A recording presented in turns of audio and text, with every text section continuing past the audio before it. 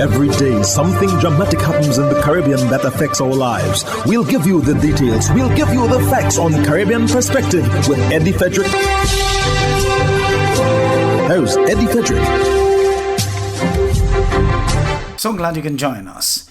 The European Investment Bank provides valuable help to St. Lucia's health sector with hefty funds. This story takes the lead in today's edition of Caribbean Perspective for Monday, 17th October 2022. Details when we return. The hurricane season is now upon us, so we as Caribbean people need to remember to think safety and be prepared. Avoid venturing outside during a storm or hurricane, especially if there are strong winds. Rooftops and other debris are often blown about and can cause great damage.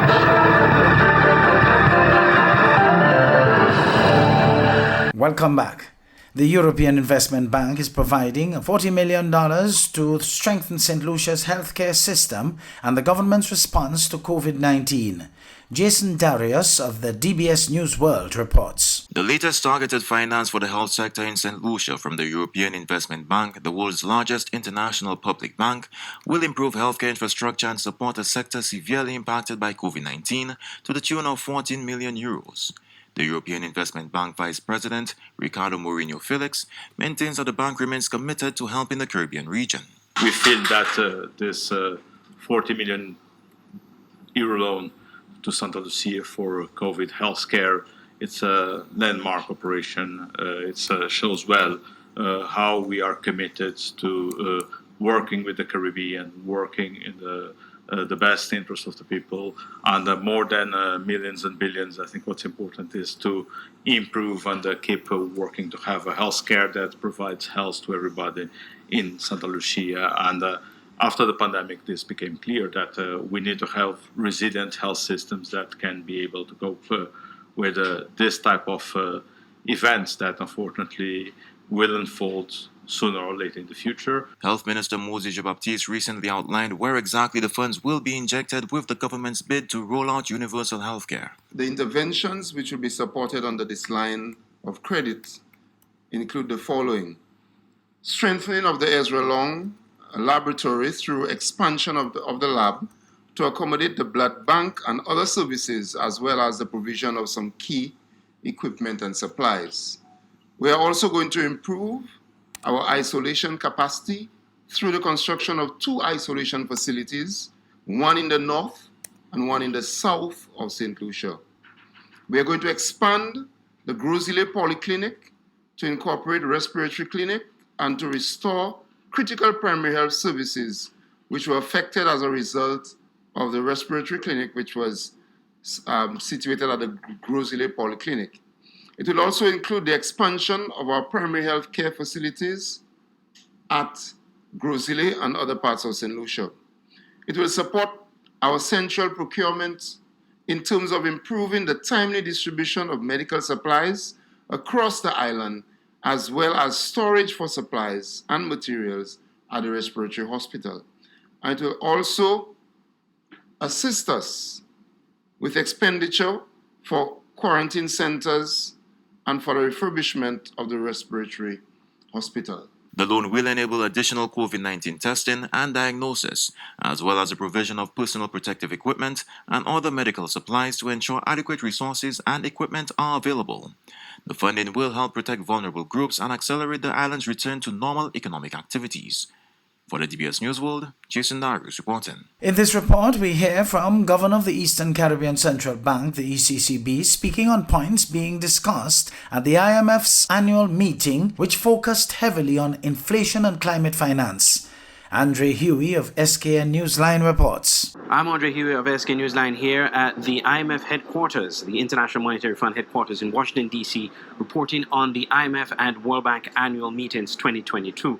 The first one they're having face-to-face in more than 2 years, as they would have had to schedule virtual meetings over the last couple of years due to the COVID-19 crisis. Well, today in our report, we're going to be focusing on an interview we had with the governor of the Eastern Caribbean Central Bank, Timothy Antoine, who's actually here. He's participated in a number of sessions here at the IMF annual meetings. One of those meetings was a meeting of Caribbean leaders, Caribbean prime ministers, ministers of finance, and various officials from various countries in the Caribbean. It was a closed-door meeting, so it wasn't open to the media, but we've had a chance to speak to him after that meeting to get a synopsis or an idea of what was actually discussed at these sessions.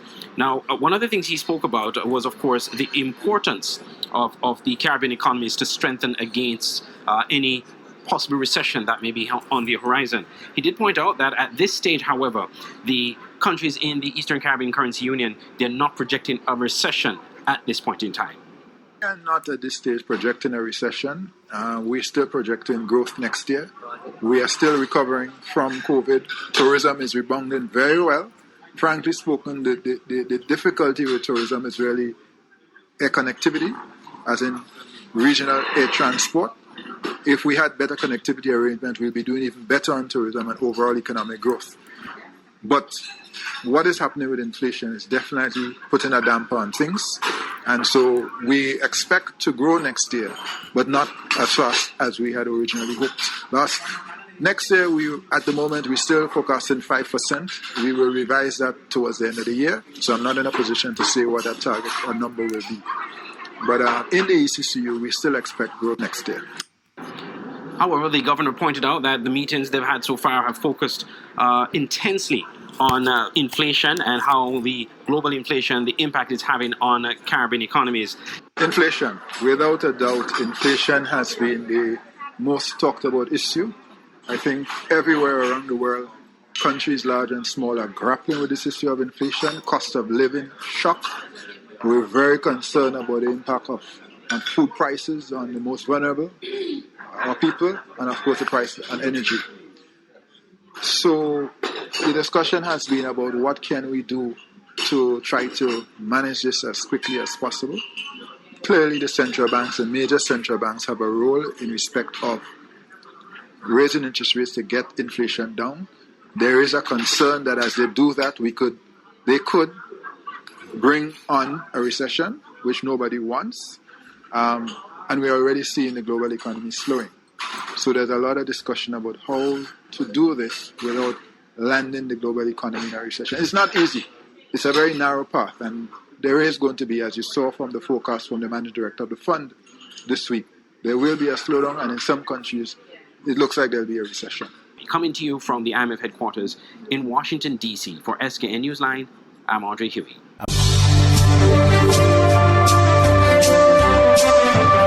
You're listening to Caribbean Perspective with Eddie Frederick.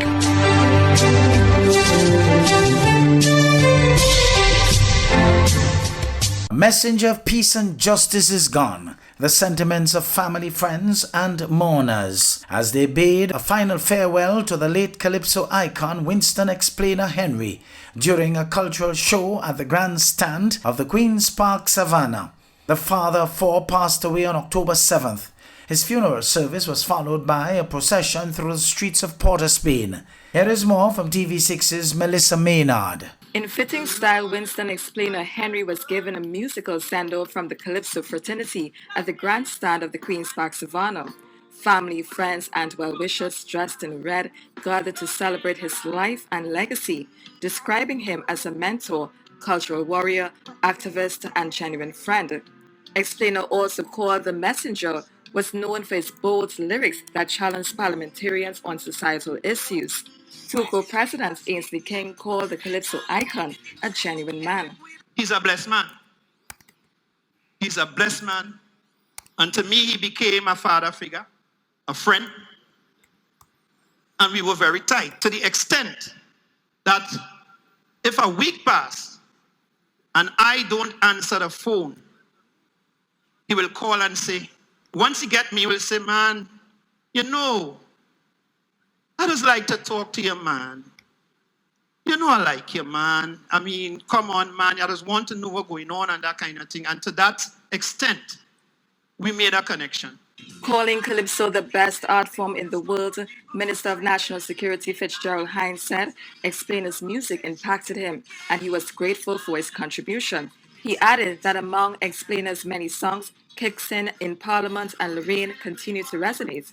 Kicks in Parliament, I want you to know, ladies and gentlemen, I would have come into the Parliament in 1995, years after Explainer would have sung that mightyful piece.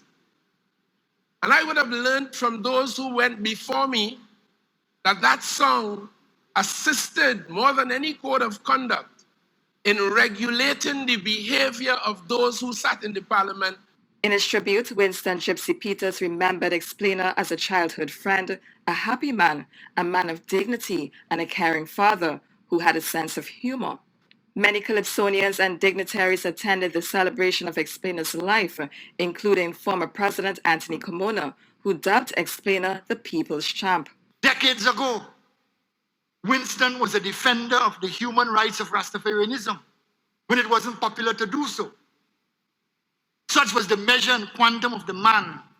Such was his belief in our shared and common humanity. And I can tell you, in fact, these things inspired me when I became president. In delivering the homily, Pastor Clive Dutton likened the icon to a good Samaritan and a champion for justice. Although Explainer did not claim to be a prophet, he had a prophetic voice. And I want to emphasize that. Although he never claimed to be a prophet, he never claimed to be Isaiah or Jeremiah, okay, or Adam or Abraham. But he had a prophetic voice, calling out those who were hurting the society.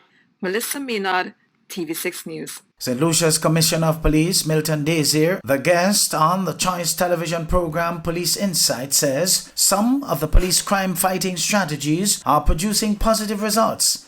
Commissioner Desir says the force has adopted a multifaceted approach to crime fighting with the focus on suspected criminals. HTS's Stanley Lucian reports. Commissioner of Police Milton Daisy was quizzed on the police force's response to the high level of gun violence in St. Lucia. According to the Commissioner, the Royal St. Lucia Police Force has adopted a multi-pronged approach which is producing results. He points to the number of illegal guns confiscated this year as evidence of success. 128 firearms were recovered last year, and this year so far we are at 73, and persons have been charged for the firearms. Some of them have been convicted, others are on remand, and others are in prison for the firearms. So the police is actually we are working towards seeing that those firearms are taken off the streets. Mm-hmm. The head of the Royal St. Lucia Police Force notes one area of grave concern, that of firearms being brought into St. Lucia through official ports of entry. He says more sophisticated instruments are required to detect guns passing through customs. Now, and the history has shown that we have intercepted firearms at the ports of entry. So I believe one of the things that we need to do is to have the equipment to detect those firearms, like scanners and so on, yes. so that it do not reach the streets. So that would be the first step, because once you don't have it, you cannot use it, and once you have it, it will be used, and it's only used for one purpose: is to cause serious harm or injury, which leads to death. The existence and operation of gangs weigh heavily on the minds of the top brass of the police force, with recent charges for offences under the anti-gang legislation yet another tool in the fight against criminality. The Commissioner of Police says the force will soon learn of the effectiveness of the new legislation when the cases are brought before the courts. From what I have seen in the Act, I am quite satisfied on the face of it. However, because we had never used it in the past, yes. So you cannot measure whether it has challenges or not. I see. So with that incident that we had where persons were charged under the Act, with that matter going to court, and then we would see what is the outcome, so you would be able to follow where's the shortfall and so on, and if any amendments has to be made, it would be made, or if the police has certain things to add or to do, that it would be done. The St. Lucian public is anxious for a turnaround in the high level of violent crimes. To date, some 52 homicides have been recorded. The vast majority of the victims are young males. Stanley Lucian for the HCS News Force. Hubbard's is once again innovating the way you shop with its new online store, providing 24-hour shopping convenience. You can shop now for appliances, hardware, houseware, building material, and more. Free delivery island-wide. Start shopping now at hubbardshardware.gd. Safe, convenient, reliable.